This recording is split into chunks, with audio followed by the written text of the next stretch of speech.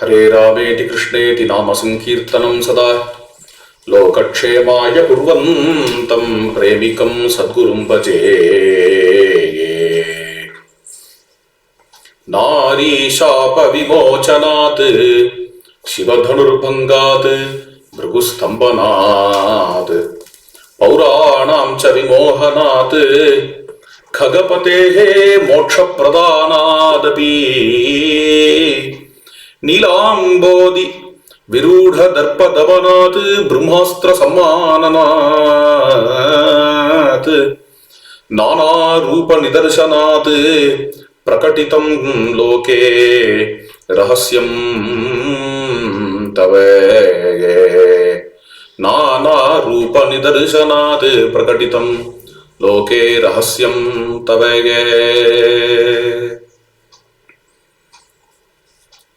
मर्त्यावतारस्तिह मर्त्यशिक्षणம். ஸ்ரீ ராமச்சந்திர பிரபு மர்த்தியாவதாரம் செய்திருக்கிறார். அப்போ மர்த்தியர்களுக்கு என்ன என்ன லிமிடேஷன்ஸ் இருக்கோ அதை அனுசரிச்சு தான் நடந்துப்பார். அதை தாண்டி பொதுவாக போறது இல்லை. நினைச்ச பொழுதெல்லாம் அஷ்டமகா சித்திகள்லாம் காட்டி அது மாதிரிலாம் செய்யறது இல்லை. ஒரு சாமானிய மனிதன், ஒரு சராசரி மனுஷன் எப்படி இருப்பானோ அது மாதிரி இருக்கிறார். இருக்கிறதுக்கு காரணம் அப்படி இருந்தாதான் தர்மத்தை காட்ட முடியும் என்பதற்காக. அஷ்டமகா சித்திகளோடையும் கூட ஒருத்தன் இருந்து அவன் பெரிய தர்மாத்மாவா இருக்கிறான் அப்படிங்கிறதுல முதல் விஷயம் அது ஒன்றும் ஆச்சரியம் இல்லை. கடவுளாவே இருந்துட்டு ஒருத்தன் தர்மத்தில் இருக்கிறாங்கிறது ஆச்சரியம் இல்லை. ஏன்னா அவனுக்கு எல்லாத்துலேயும் சுவாதந்திரம் இருக்கு. ரெண்டாவது விஷயம், அப்படி அஷ்டமகா சித்திகள்லாம் ரொம்ப காட்டின்னு இருந்தா அதுலதான் இருக்கிறவாளுக்கெல்லாம் கவனம் போகுமே தவிர இவா எப்படி வாழணும், இவாளோட தர்மத்துல இவா எப்படி இருக்கணுங்கிறதுல யாரும் கவனத்தை செலுத்த மாட்டா. பக்தாள் சரித்திரத்தையே எடுத்துட்டேன்னா ஸ்ரீ வைஷ்ணவ சங்கீதையினுடைய பாணி எப்படி இருக்கு என்றால், அந்த பக்தாளுடைய ஆத்ம குணங்கள், பக்தாளுடைய பக்தி, இது எங்கெங்க வருதோ அதை மட்டுமே எடுத்து சொல்ற மாதிரி வைஷ்ணவ சங்கீதா அமைஞ்சிருக்கு. இந்த பக்தாள் சரித்திரத்துல சில யோக சித்திகள்லாம் கூட நடந்திருக்கும். அதெல்லாம் வைஷ்ணவ சங்கீதையில மெயின் ஃபோக்கஸ் கிடையாது. அந்த யோக சித்திகளை தெரிஞ்சுட்டு நம்ம என்ன பண்ண போறோம், அது மூலமா நம்ம என்ன பண்ண போறோம், கேட்டு பிரமிக்கலாம், நல்லா இருக்கே அப்படின்னு சொல்லலாம். ஒரு ஆச்சரியம், அத்புத ரசம், அவ்வளவுதானே தவிர நம்ம என்ன பண்ண போறோம் அப்படின்னு கேட்டுட்டோம்னா அதுல ஒன்றும் பதில் இல்லை. நம்முடைய வாழ்க்கையில நம்ம கத்துக்கிறதுக்காக, நம்ம பண்றதுக்காகங்கும் பொழுது, தர்மத்தை பிரகடனம் பண்ணணுங்கும் பொழுது, ஐஸ்வர்யங்கள் அதாவது யோக சித்திகளை காட்ட ஆரம்பிச்சா அட்டென்ஷன் அதுலதான் திரும்பும். அது ஒரே பிரமிப்பா இருக்கும், அதை கொண்டாடுவா, ஆனா தர்மத்தை ஃபாலோ பண்ண மாட்டாங்க. அதனாலேயே ராமர் கம்போஸ்டா இருக்கார். அவர் இந்த மனுஷத்தன்மையே சுவீகரிச்சு மனுஷத்தன்மையிலேயே இருந்துருந்தார் என்ற பொழுதிலும் கூட சில சந்தர்ப்பங்கள்ல பகவத்துவத்தை காட்டுறார், ஈஸ்வரத்துவம், யோக சித்திகளை காட்டுறார் என்கிறது ராமாயணத்திலேயே ஸ்பஷ்டமா தெரியுது. அது மாதிரி இடங்கள் என்னன்னு பார்த்தோமாகில் அதுதான் இந்த ஸ்லோகத்துல ஸ்ரீ அண்ணா சொல்றார். ஒரு விஷயம், எங்கெங்க யோக சித்திகளை காட்டுறாரோ ராமர், அல்லது ஐஸ்வர பாவத்தை காட்டுறாரோ, அது ரொம்ப கம்மியாக இருந்தாலுமே ரொம்ப பவர்ஃபுல்லா இருக்கும். அதோட இம்பாக்ட் ரொம்ப பவர்ஃபுல்லா இருக்கும். சின்ன சின்ன யோக சித்தியா காட்டுறது இல்லை. ஒரு அத்திமரத்தை பார்த்து நீ மொத்தமே உனக்கு இலையே உண்டாகாது, பழமே பழுக்காது அப்படின்னு சபிக்கிறது இல்லை. அது பின்ன சமுத்திரத்தையே அடக்கி அதுல சேது பந்தனம் பண்றது, நினைச்சு பார்க்க முடியாத ஒரு இம்பாக்டா இருக்கும். விசித்திரம். தன்னையே சுவாமி, தன்னையே பகவான் அப்படின்னு சொல்லிட்டு இருக்கக்கூடிய ஆசாமிகள்லாம் ஒரு அவளுக்குன்னு ஒரு சமயம் வரும்பொழுது அவ யாரும் தெரிஞ்சு போடும். சில சமயங்கள்ல அவளும் நம்மள மாதிரி ஒரு மாமா தான், நம்மள மாதிரி ஒரு மாமூல் ஆசாமி தான், சாமி இல்லை அப்படின்னு தெரிஞ்சு போடும். ஆனால் சாமி ஆசாமியா இறங்கி வந்தது அப்படின்னா என்னதான் தன்னை ஆசாமி ஆக்கின்றாலும் சாமி சாமிதான். அப்படிங்கிறதும் தெரிஞ்சு போயிடும். லோகே லோகோத்தரைஹி குணைஹி. அது மாதிரிதான் சில சந்தர்ப்பங்கள்ல அவர் கதறலாம், சீதே சீதேங்கலாம், ராஜ்யம் இழந்துரு தூங்கலாம், காட்டுக்கு வந்து தேங்கலாம், ஜடாபாரம் போட்டு நிற்கலாம், கஷ்டப்படுற மாதிரி தெரியலாம். ஆனா சந்தர்ப்பம் வரும்பொழுது, உதாரணத்துக்கு ஜடாயுக்கு யார் மோட்சத்தை கொடுக்க போறார், இது மாதிரியான சந்தர்ப்பங்கள்ல இவர் யாரு அப்படிங்கிறது வெளிப்படத்தான் செய்யும். எவ்வளவுதான் மறைச்சு வச்சாலும் வெளிப்படத்தான் செய்யும். எத்தனையோ பேர் இல்லையா அகல்ய காப்பாத்துறதுக்கு. ஆனால் ஸ்ரீராமர் தான் வரணும்னு கௌதம மகர்ஷி சொன்னார். ராமர் தான் எதிர்பார்க்கிறார். ராமர் வந்து அகல்ய காப்பாத்தினார், அகல்ய பாவனமாக்கினார். இது முதல் வைபவம். நாரி சாப விமோச்சனாத். ராமபுஜங்கஸ்தவத்துல இது விஷயமா ஒரு அழகான ஸ்லோகம். ஷிலாபித்வதங்கிரி க்ஷமா சங்கிரேணு பிரசாதாத்தி சைதன்யமாதத்த ராம நரஸ்த்வத்பதத்வந்த சேவா விதானாத் சுச்சைதன்யமேதீதி கிம் சித்திரம் அத்ரே. ஹே பிரபோ ராகவா, உன்னுடைய சரணதூளியினால ஜடமா இருக்கக்கூடிய கல்லு கூட சைத்தன்யத்தை அடைஞ்சதுங்கிற பட்சத்துல நல்ல சைத்தன்யம் உடைய மனுஷன் ஞானத்தை அடைவான் என்கிறத பத்தி கேட்கவும் வேணுமா என்று ரொம்ப அழகான ஸ்லோகம். இது அமானுஷ்யம். நாதி சாப விமோச்சனாது. அடுத்தது சிவதனுர்பங்காது. சிவதனுச வேற யாராலையும் நானேற்ற முடியல. எத்தனையோ ராஜாக்கள் வர, அங்க வங்க கலிங்க குலிங்க ராஜாக்கள், சிவதனுசை யாராலையும் நானேற்ற முடியாது. அது ஜனகருக்கே தெரியும். நிச்சயமா நான் எவ்வளவு பெரிய தனுசு, ஒரு தனுச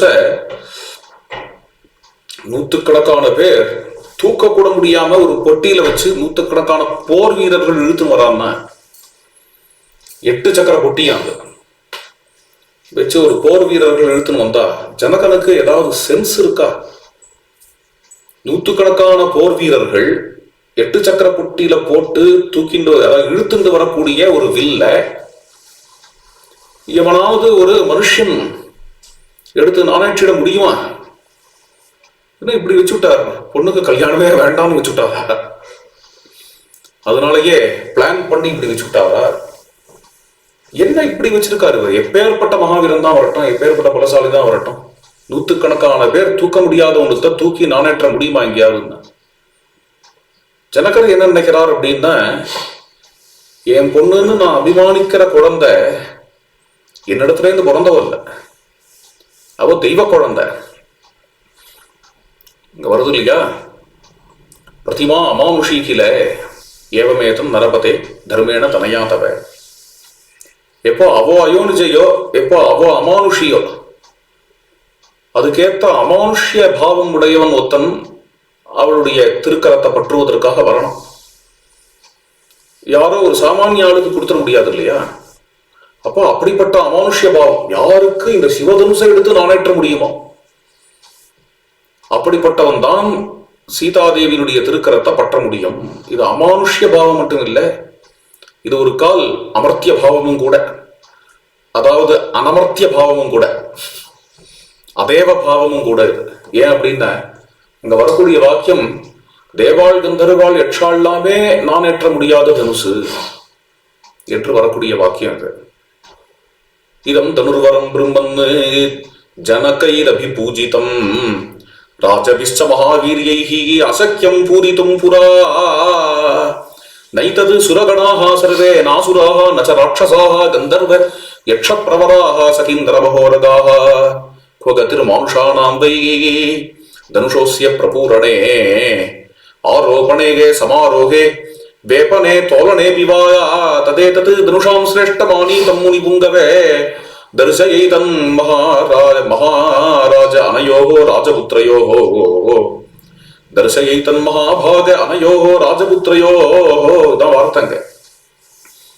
தேவர்கள், அசுரர்கள், கந்தர்வர்கள், யக்ஷர்கள் யாருமே நானேற்றியது கிடையாது இந்த தனுஷை. இது சிவபெருமானால கையாளப்பட்ட ஒரு தனுசு. சிவனுக்கு ஈடான யாராவது ஒருத்தர் இந்த உலகத்துல இருந்தால் அவ மட்டும்தான் இந்த தனுசை தூக்க முடியுமா? வேற யாரும் தூக்க, அல்லது சிவனே வந்த தூக்க முடியும்.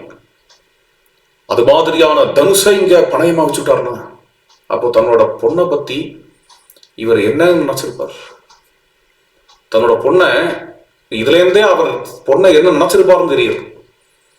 தன்னோட பொண்ணை அவர் மனுஷியாலால அடையப்பட வேண்டியவ இல்லைன்னு மட்டும், இவ ஒரு மர்த்திய ஸ்திரீ இல்லைன்னு மட்டும் நினைக்கல. இவ ஒரு தேவதா ஸ்திரீயும் இல்லை, இவ ஒரு யட்ச ஸ்திரீயும் இல்லை, கந்தர்வ ஸ்திரீயும் இல்லை, கிண்ணற ஸ்திரீயும் இல்லை. இவ ஏதோ ஒரு பார்வதிக்கோ அல்லது மகாலட்சுமிக்கோ ஈடான யாரோ ஒருத்தி பிறந்திருக்கா அது மாத்தம் தெரிஞ்சுட்டு இருக்காரு அவர். அப்போ அவளை பாணிகிரகணம் பண்றதுக்கு ஒருத்தன் வரணும்னா பரமேஸ்வரனோ அல்லது நாராயணனோ அது மாதிரி வந்தாதான் உண்டு. இந்த வில்ல நான் 2 பேர் தான் நானேற்ற முடியும், ஒண்ணு பரமேஸ்வரன் அல்லது நாராயணன் அப்படிங்கிற ஒரு நிலையில. அதுக்காக இதை எடுத்து வச்சார். இந்த வில்ல எடுத்து வச்சு விட்டு அதுக்கப்புறம் வந்துருவா. அர்ஜுனனுக்காக பொண்ணை பெற்றேன்,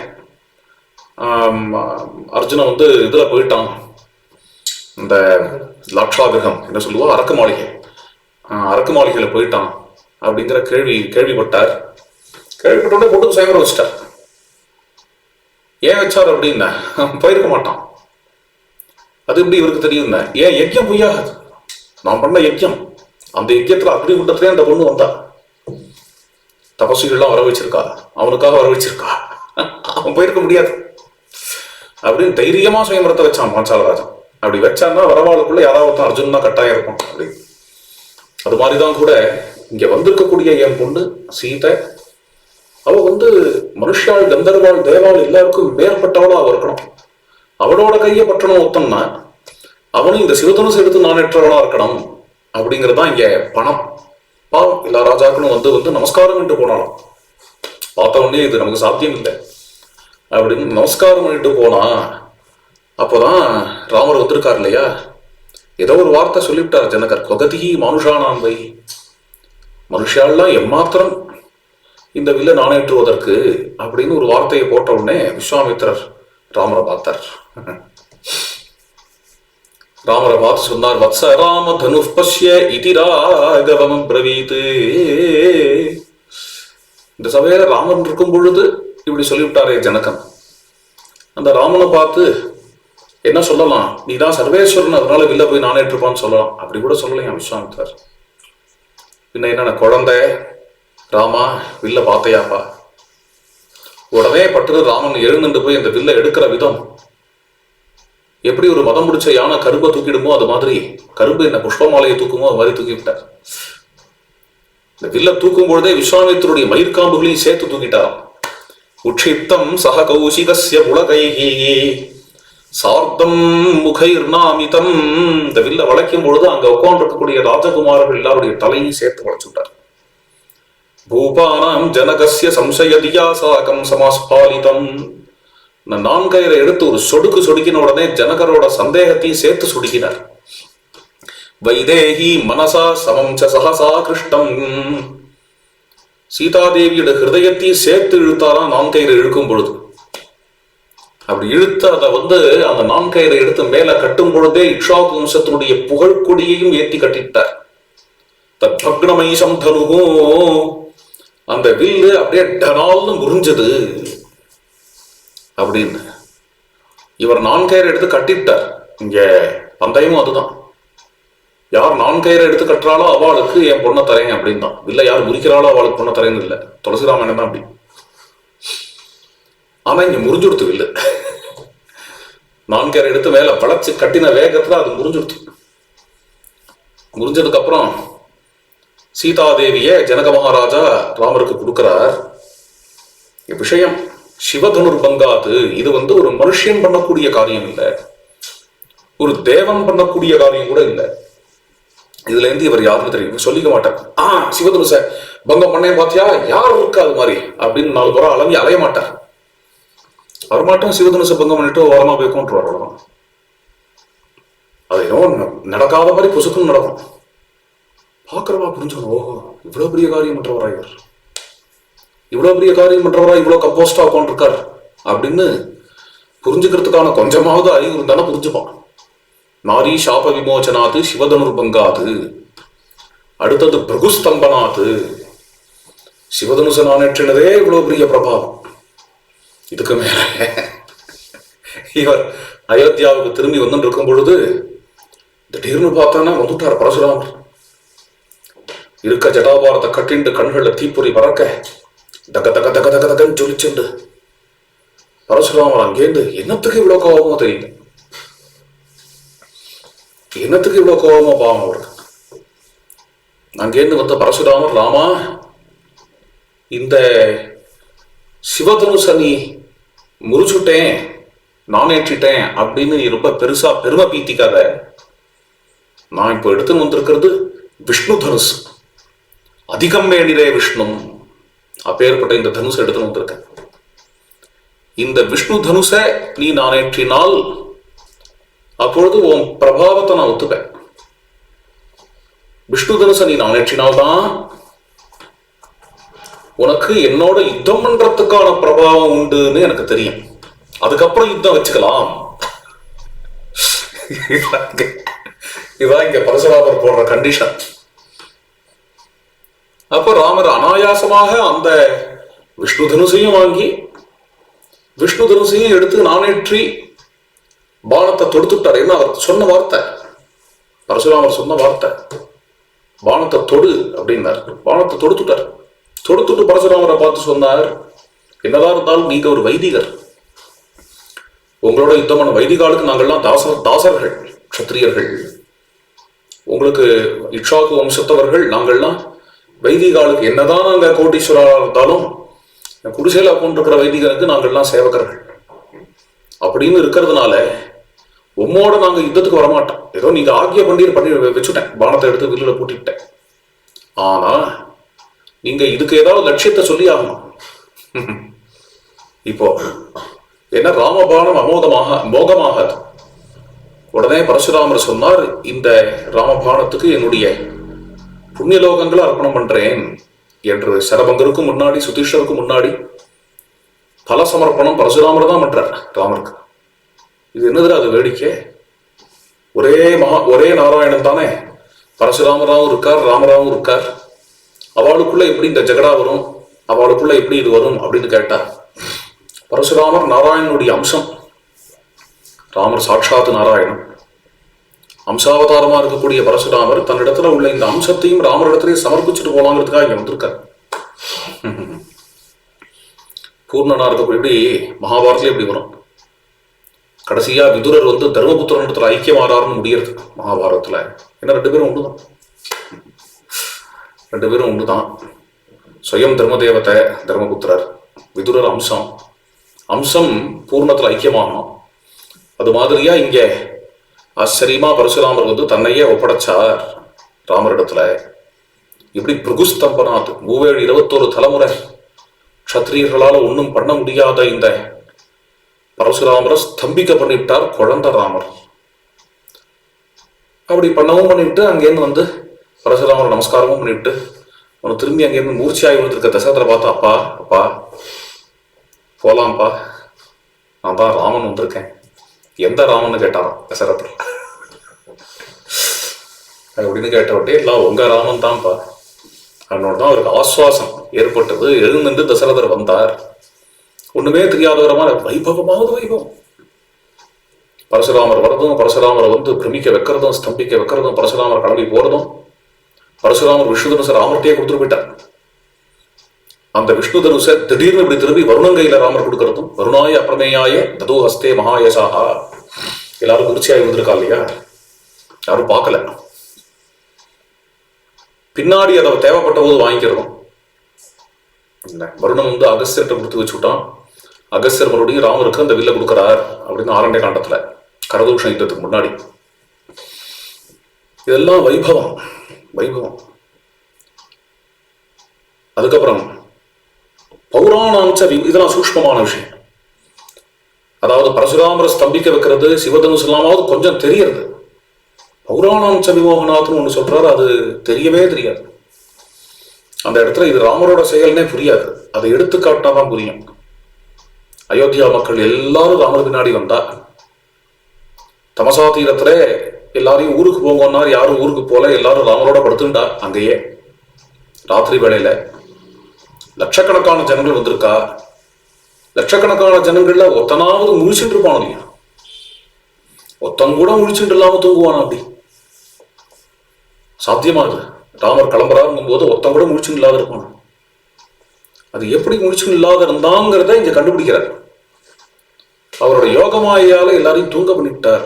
எப்படி கண்ணன் மதுராவுக்கு போனோன்னு உடனே, கண்ணன் கோகுலத்துக்கு போனோன்னு உடனே மதுராவில இருந்து கிளம்பும் பொழுது யோகமாயால அத்தனை பேரையும் தூங்க பண்ணிட்டானோ, அது மாதிரி அத்தனை அயோத்தியாவாசிகளையும் தூங்க பண்ணிட்டார் ராமர். இவர் தான் தூங்க பண்ணார்னு அங்க வராத இருக்கலாம். ராமாயணத்துல அவரெல்லாம் வராது. வந்த ரசபங்கம், அங்க இருக்கிற சரித்திரம் போயிடும். அதோட வேல்யூ வேற. வராத இருக்கலாம், ஆனா அதுதான் உண்மை. எப்படி அதுதான் உண்மைங்கிறேன். பின்ன எப்படி பின்னாடி வந்த இத்தனை 1000 பேர்ல ஒத்தானாவது முடிச்சுட்டு இருக்க மாட்டானா? எப்படி தூங்குறா எல்லாரும்? அத்தனை பேரையும் தூங்க பண்ணிட்டு தான் போனார் அப்படிங்கிறது பௌராணாம்ச விமோகனாது. திடீர்னு வேற ஒரு அர்த்தம் தோன்றது. இத்தனை அயோத்தியா ஜனங்களும் உசிரையே வைக்கும்படியா நடந்துட்டாரே, அத்தனை அயோத்தியா ஜனங்களையும் தன் பக்கமா மயக்கக்கூடிய சக்தி உடையவர். அவர் வந்தாலோ நின்னாலோ பார்த்தாலோ பேசினாலோ அவரையே பார்த்துட்டு இருக்கணும் போல இருக்கு. சதைக பிரிய தரிசனா இருக்கார். பௌராணாம்ச விமோகனாத். இப்படி அயோத்தியாவாசிகளை வேற யாரால மயக்கடிக்க முடியும்? சாப்பிட்றத மறந்து நிற்பாளாம் ஜனங்கள்லாம். எங்களுக்கு எந்த போகமும் வேண்டாம், பரமார்த்த லாபம் கூட வேண்டாம். யாரோ ஒரு மனுஷன் திருவழியா போனா அப்படி சொல்ல மாட்டா. அலமத்தியகி புக்தேன பரமார்த்தை ரலம்சனஹா என்று அயோத்தியாவாசிகள்லாம் எந்த ராமரிடத்துல மயங்கி நின்னாலோ அந்த அப்படி ஒரு மயக்கத்தை ஏற்படுத்துறது அப்படிங்கிறதே இங்க அவருடைய ஈஸ்வரத்தன்மை தான். பௌராணாம்ச விமோகனாது ககபதேகே மோட்ச பிரதானாதி. எந்த யோக சித்தியை செஞ்சாலும் செஞ்சுடலாம், ஒண்ணு செய்ய முடியாது. ஈஸ்வரனால மட்டுமே செய்ய முடிகிற காரியம் எதுன்னு மோட்சமிச்சேது ஜனார்தனாதுன்னு மனுஸ்மிருதி. அது மட்டும் நாராயணன்ட்ட தான், ஈஸ்வரன்ட்ட தான். சர்வேஸ்வரனை தவிர வேற யாரும் மோட்சப்பிரதம் கிடையாது. நம்ம பிரச்சனைகள்லாம் தீர்த்து வைக்கிறவாள்லாம் இருக்கலாம், நம்ம தலைவலி போகலாம், வேட்டவலி போகலாம், நம்ம பிசினஸ் வளரலாம், அது எங்க போய் பிரார்த்தனை பண்ணிட்டாலும் நடக்கலாம். மோட்சம் மட்டும் வேணும்னா சர்வேஸ்வரன்ட்ட வந்தாதானே நடக்கும்.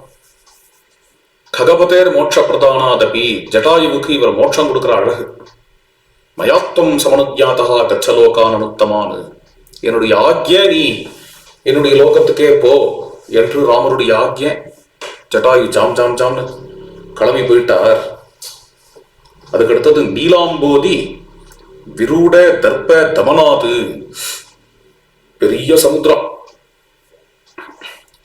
பொறுமையா 3 நாள் தபஸ் பண்ணி தான் பார்த்தார். சமுத்திரராஜன் வரலன்ன உடனேயே சாபமான யசௌ மித்ரே சரான்சாசி விஷோபமானு சமுத்திரம் சோஷயிஷ்யாமி பத்யாம் யாந்து புலவங்கமா. லக்ஷ்மணா இந்த வில்ல கொண்டான். சாபமான யசௌ மித்ரே, அந்த துடி துடிக்கிற ஆசி விஷங்கள் போன்ற சர்ப்பங்களை போன்ற பானங்களையும் கொண்டார். இப்பயே இந்த சமுத்திரத்தை சோஷணம் பண்றேன், வாடரெல்லாம் காலால் நடக்கட்டும் என்று ஒரு கர்ஜனை கொடுத்து லக்ஷ்மணன் கையிலேருந்து வில்ல புடுங்கி அதுல பானத்தை வச்சு அஸ்திர பிரபாவம்னு சொல்லிவிடலாம். இவர் பிரபாவம் தான் அது. சமுத்திரத்தை வற்றி அடிக்கிறதுக்கு ஒரு பிரம்மாஸ்திரமா இவர் பிரபாவம். இந்த பிரம்மாஸ்திரத்தை எடுத்து வச்சாரோ இல்லையோ சமுத்திரராஜன் அலறடிச்சுட்டு வெளியில வரான். என்ன விளையாட்டா? சாகரே சேதுபந்தனம், சமுத்திரத்துல சேதுபந்தனம் 100 யோஜனை தூரத்துக்கு அப்படிங்கிறது என்ன விளையாட்டான காரியமா? இன்னி வரைக்கும் ஜாம் ஜாம் நிக்கிறது பாருங்க அந்த சேது. இன்னைக்கு நேர போன பிரத்யட்சமா பார்க்கலாம் அந்த சேத்துவை. எதெல்லாமோ உலகத்தினுடைய மகா அதிசயங்கள் அப்படின்னு பெருசு பெருசா சொல்றா. உலகத்தினுடைய மகா அதிசயங்களா இருக்கக்கூடிய அவ்வளவு பெரிய அதிசயங்கள் எல்லாத்தையும் பார்த்து பரிகசிச்சு கொண்டு ரொம்ப பகட்டாக நிற்கக்கூடிய சேத்து. அற்புதம் சமுத்திரத்துல சேத்து மந்திரங்கிறது. அப்பேற்பட்ட ஒரு அற்புதத்தை சாதிச்சார் அப்படின்னு அதுதான் இங்க வந்து நீலாம்போதி விரூட தர்ப்பதமனாத்து ராமருடைய யோக சித்தி. இதை சொன்னேனே, செய்யற காரியம் வந்து அப்படியே எங்கேயாவது ரேரா தான் இருக்கும், ஆனா பிரமிக்க முடியாது. ஜடாயு கழுகுக்கு மோட்சத்தையே கொடுத்தார், சமுத்திரத்துல சேது பந்தனம் பண்ணார். சமுத்திரராஜன் சொல்றான் ராமரை பார்த்து, நீங்க எந்த கல்லை போட்டாலும் தாங்குறேங்கிறான். இன்னைக்கும் அந்த சேத்துல இருக்கக்கூடிய எந்த கல்லை எடுத்துன்னு வந்து நீங்க எங்க போட்டாலும், எவ்வளவு பெரிய கல்லை எடுத்துன்னு வந்து போட்டாலும் அந்த ஜலம் தாங்கும். இதெல்லாம் என்ன யாருக்கு நடக்கும்? பிரம்மாஸ்திர சம்மானநாத். சொன்னேன் இல்லையா, சிலதெல்லாம் வந்து பிரகடனமா அதிசயமா வெளியில நடக்கக்கூடிய விஷயம், சிலதெல்லாம் அது மாட்டம் அமைதியா ஜனங்களை தூக்க பண்ண மாதிரி. நம்மளா கண்டுபிடிக்கணும், இந்த இடத்துல யோக சித்தி அப்படின்னு கண்டுபிடிக்கணும். எல்லாரும் என்ன சொல்லுவா அப்படின்னு, நாஸ்திகள்லாம் பிரம்மாஸ்திரத்துல அடிபட்டு உன் சுவாமி விழுந்தார், அவர் என்ன கடவுளா அப்படின்பா. அதனாலதான்ப்பா கடவுளுங்கிறாங்க ஸ்ரீ அண்ணா. ஏன் அப்படின்னா, நாகபாசம் பிரம்மாஸ்திரம் இது ரெண்டத்துலயுமே வால்மீகி அற்புதமா அவர் விழற கட்டத்துல ஒரு ராமருடைய ஒரு சுவாமித்துவத்தை காட்டுறார், மாஸ்டரிய காட்டுறார். முதல்ல நாகபாசத்தை பார்க்கலாம்.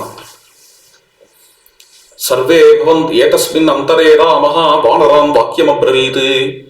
இந்திரஜித் அத்தியாச்சரியமா யுத்தம் பண்றான். அந்த சமயத்துல வானரால பார்த்து ராமர் சொன்னார், சர்வே பவந்தஹா திஷ்டந்து கபிராஜேன சங்கதாக. வானர வீரர்களே எல்லாரும் சுக்ரீவனோட கூட சூழ்ந்து நில்லுங்கள். சப்ரம்மணா தத்தவரஹா திரைலோக்கியம் பாததே புருஷம். பிரம்மதேவன் கொடுத்த வரத்தினால அவன் உலகங்களையும் பாதிக்கிறான். பவதாம் அர்த்த சித்தியர்த்தம் காலேன சமாகதா. இப்போ அவன் காலனுக்கு இரையாக போறான், உங்களுக்கு அர்த்த சித்தி ஏற்பட போறது. அத்ய இவ க்ஷமிதவ்யம்மே பவந்தோ விகத ஜுராக. இருந்தாலும் தற்காலிகமா கொஞ்ச நாள் அவன் இப்ப என்ன அஸ்திரம் போட போறானோ அதை பொறுத்திருந்து காணுங்கள், அதை பொறுத்திருங்கள், நீங்க அதை பத்தி கவலைப்படாதீர்கள். அதுக்கப்புறம் என்னென்ன உங்களுக்கு வந்த பிரச்சனை நீங்கிடும். சௌந்தரத்தானகத பாபா ராவணி ரணகர்க்கசகாய அதிருஷ்யோ நிஷிதான் பானானு முமோச்ச அசனி வர்ச்சசா. இவ்வாறு சொல்லிட்டு ராமர் விடுறாருன்னா என்ன அர்த்தம்? இவ்வாறு சொன்னப்புறம் அவன் போடுற நாகபாசத்துல ராமர் விழுந்தார் அப்படின்னு இருக்கு. பிரம்மாஸ்திரமும் அப்படிதான். இந்திரஜித் பிரம்மாஸ்திரத்தை பிரயோகம் பண்றாங்கிற இடத்துல ராமர் லக்ஷ்மணனை பார்த்து சொல்றார், லக்ஷ்மணா பிரம்மாஸ்திரத்தை பிரயோகம் பண்றான். மயாசக அவ்யக்ரமணா சஹஸ்வ. தாத்காலிகமா என்னோட கூட இதை பொறுத்திருன்னு சொல்றதுக்கு யாருக்கு தைரியம்?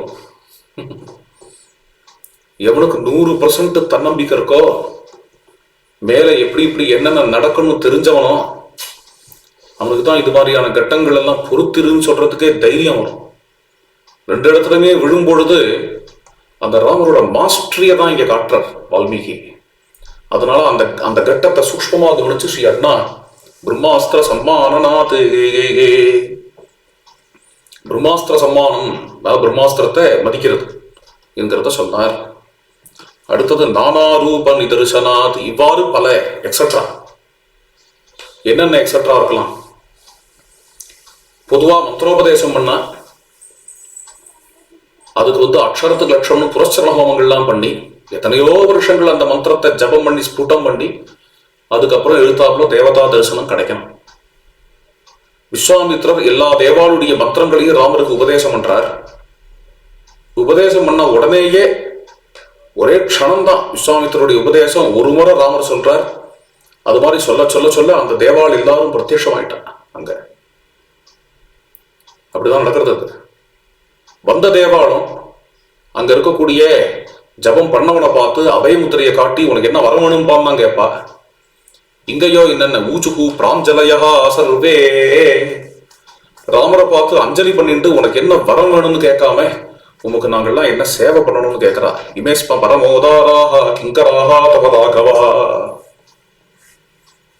இதுல இருந்தே அவர் யாரும் தெரிஞ்சுக்க வேணாமாப்பா.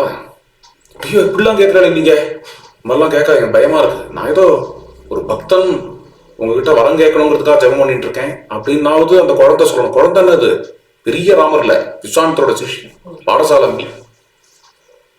இத்தனை தேவாலயம் எழுத்தாப்புல தோன்றினாலே பயந்து ஓடிவிடும்.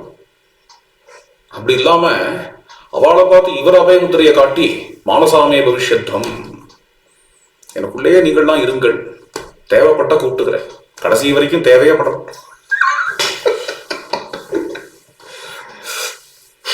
இதெல்லாம் ஈஸ்வரத்துவம் இல்லையா? நானாரூப நிதர்சனாத்து வேற என்ன, இந்த எக்ஸட்ரால வேற என்னென்ன வரும் இப்படி யோசிக்கிறேன். இப்பதான் உட்காந்து யோசிக்கிறேன். பரசுராமர்கிட்ட கேட்டார் இல்லையா, என் பானம் மோகமாகாது, அதனால லட்சியம் எதையாவது சொல்லு. அது மாதிரி சமுத்திரராஜன்ட்டையும் கேட்டார். சமுத்திரராஜன் உடனே சொன்னா, இங்க நிறைய தஸ்யுக்கள்லாம் இருக்கா, திருடர்கள்லாம் இருக்கா, அவளை நோக்கி போடுங்கோ. பிரம்மாஸ்திரத்தை போட்டு விட்டார். அவன் சொன்னானேங்கிறதுக்காக போட்டு விட்டார். போட்டா அந்த திருடர்களை துவம்சம் பண்றதோட நிறுத்தாம அந்த இடத்தையே அப்படியே கருக்கி விடுத்து பிரம்மாஸ்திரம். வேரோட நியூக்ளியர் வெப்பனோட இம்பாக்ட்லாம் இப்போ கூட ஹிரோஷிமால இருக்குங்கிறா இல்லையா? நியூக்ளியரா இல்ல. அப்போ ஸ்ரீராமர் போட்ட பிரம்மாஸ்திரங்கிறது எவ்வளவு பவர்ஃபுல்லானதா இருக்கும். அந்த இடமே அப்படியே கருகி போய் இனிமே அது ஸ்பருட்டே ஆகாதுங்கிற மாதிரியான ஒரு நிலை. என்ன பண்ணார் அப்படின்னு, ராமஸ்ய வரதானாச்ச சிவபந்தா பபுவஹே. உடனே என்ன பண்ணார், இப்ப என்ன பண்ணணும்னு ராமருக்கு கிருபை வந்தது. அந்த இடத்தை பார்த்து இந்த இடம் செழிப்பாக ஆகட்டும் அப்படின்னு சொன்னார்.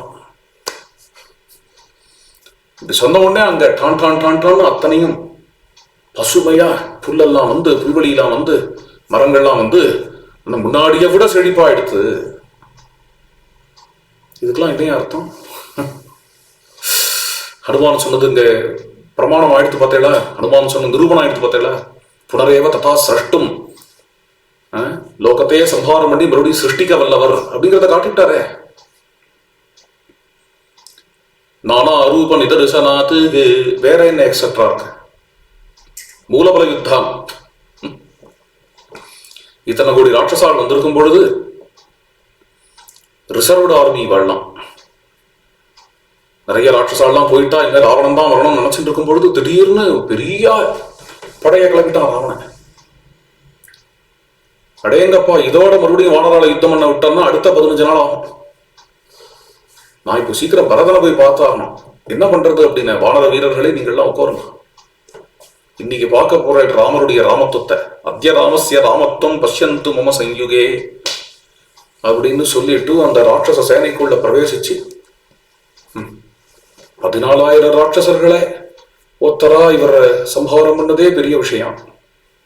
அதையே பெருசா கொண்டாடுவா. அர்த்தாதிக முகூர்த்த காலத்துல அடிச்சார். இது திவ்யம். இது கேது ராம சகசிராணி, ஆயிரக்கணக்கான ராம ரூபங்கள் ஒரே சமயத்துல தெரியறது. திடீர்னு பான மழை பொழியிறது தெரியறது. ராட்சசாலாம் திக்கு முக்காடி போய் பத்தையா கீழ் விழற. அப்படி ஒரு யுத்தம் பண்ணி இருக்கிறார். இது அமானுஷ்யமானது. இவ்வாறு சில அமானுஷ்யமான விஷயங்களை இந்த ஸ்லோகத்துல ஸ்ரீ அண்ணா எடுத்து சொல்லி, இன்னென்ன காரணங்களால இவர் பகவான், அதாவது இவருடைய தெய்வீகம் வெளிப்பட, ராவண வதம்ங்கிறதே தெய்வீகம் தான். ராவணனை வேற யார் வதம் பண்ணிட முடியும்? எல்லா தேவாலையும் ஜெயிச்சவனும். அப்பேற்பட்டவன் யார் ஜெயிச்சிட முடியும்? யார் வதம் பண்ணிட முடியும்? எப்போ வதம் பண்ணாரோ அதுல இருந்தே அவர் நாராயணன் தெரிஞ்சுக்கோங்கிறார் மந்தோதரி. விக்தமேஷ மகாயோகி பரமாத்மா சனாதனஹா அநாதி மத்திய நிதனஹா. அதுல இருந்தே வந்தவர் யாருன்னு தெரிய வேண்டாமா? காலனுக்கே ராவணனோட யுத்தம் பண்ணி ஜெயிக்கிறதுக்கான தைரியம் கிடையாது, யமனுக்கு கிடையாது, இந்திரனுக்கு கிடையாது. அப்போ வந்தவர் யாவர் அப்படிங்கிறது நமக்கு புரியலையாங்கிறா. இதெல்லாம் ஸ்ரீ ராமச்சந்திர பிரபுவின் இடத்துல உள்ள அதிமானுஷ்யம். மேலும் நாளை தினம் தொடர்ந்து பார்க்கலாம். ஜானகி காந்த ஸ்மரணம். ஜெய ஜெய ராம ராம.